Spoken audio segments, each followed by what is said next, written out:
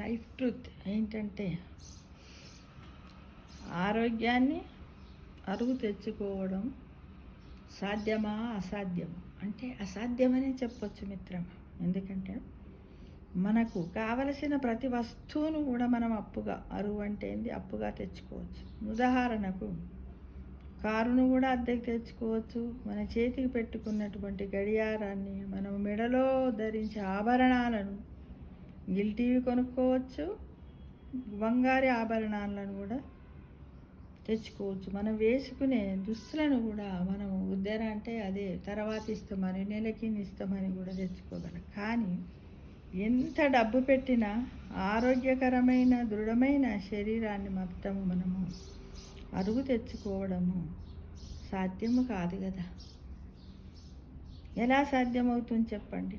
మన ఆరోగ్యం మనకు దెబ్బతిని అనారోగ్యం పాలైనప్పుడు దాని అనారోగ్యాన్ని ఆరోగ్యంగా మార్చుకోవడానికి డబ్బున అరువు తెచ్చుకుంటాం. కానీ ఆ డబ్బుతో ఎన్నో రకాల మందులను తింటాం. ఆ మందులతో మన శరీరం పాడైపోతుంది. సమయం అంతా బాధాకరంగా గడుస్తుంది. రకరకాలైనటువంటి బాధలను అనుభవిస్తాం. కానీ అంత డబ్బు ఖర్చు పెట్టినప్పటికి కూడా ఆరోగ్యకరమైన జీవన శైలితో మాత్రము మనము దాన్ని సంపాదించుకోలేము.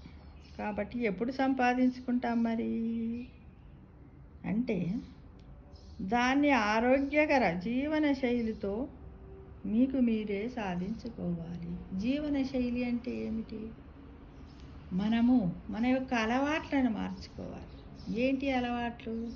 ఉదయమే నిద్ర లేవడము, ఎక్సర్సైజ్ చేయడము, వ్యాయామం చేయడము, ఆధ్యాత్మిక చింతన చేయడము, మంచి ఆలోచనలు చేయడము, నలుగురికి సహాయపడడము, ఎల్లవేళ నవ్వుతూ ఉండడము, ప్రతి పనిని 1కి 4 సార్లు ఆలోచించి చేయడము, ఎవ్వరికి బాధ కలిగించకపోవడము, ఇతరులు ఎవరైనా బాధలో ఉన్నట్టయితే వారికి సహాయం చేయడం, ఇలా రకరకాలైనటువంటి మన జీవన శైలి అన్నమాట. మితంగా ఆహారాన్ని తినడము, నీళ్లు తాగడము, సమతులాహారాన్ని తీసుకోవడము, అనవసరమైనటువంటి ఆహారాలను తీసుకోకుండా చక్కటి శరీరానికి ఏదైతే పడుతుందో అదే ఆహారాన్ని తీసుకొని నలుగురితో ఆనందంగా గడిపి ఎవ్వరికి చెప్పుడు మాటలు చెప్పకుండా, ఎవరైనా ఏదన్నా చెప్పిన వెంటనే దాన్ని మనం విని వాళ్ళ మీదకి ఆవేశంతో కోపంగా పోయి వాళ్ళని ఎదిరించకపోవడం, ఎదుటివారి గురించి చాటుగా మాట్లాడకపోవడం, ఇలాంటి చాలా అలవాట్లు. ఈ అలవాట్లన్నిటిని మనం మార్చుకున్నట్టయితే ఆరోగ్యాన్ని మనం అరువు తెచ్చుకోవలసినటువంటి అవసరం లేదు. ఇదంతా కూడా ఎవరి చేతుల్లో ఉంది? మన చేతుల్లోనే ఉంది. కాబట్టి ఇది ఒక లైఫ్ ట్రూత్. దీన్ని అందరూ నమ్మాలి. దీంతో మనం అందరం ఏకీభవించాలి. ఇది ఎవ్వరి చేతుల్లో లేదు, మన చేతుల్లోనే ఉన్నది. కాబట్టి ఆల్వేస్ బీ పాజిటివ్గా ఉండండి మిత్రమా. ఈ కొత్త సంవత్సరం ఏంది? తెలుగు కొత్త సంవత్సరాది ఏంది? శ్రీ విశ్వవసునామ సంవత్సరం యొక్క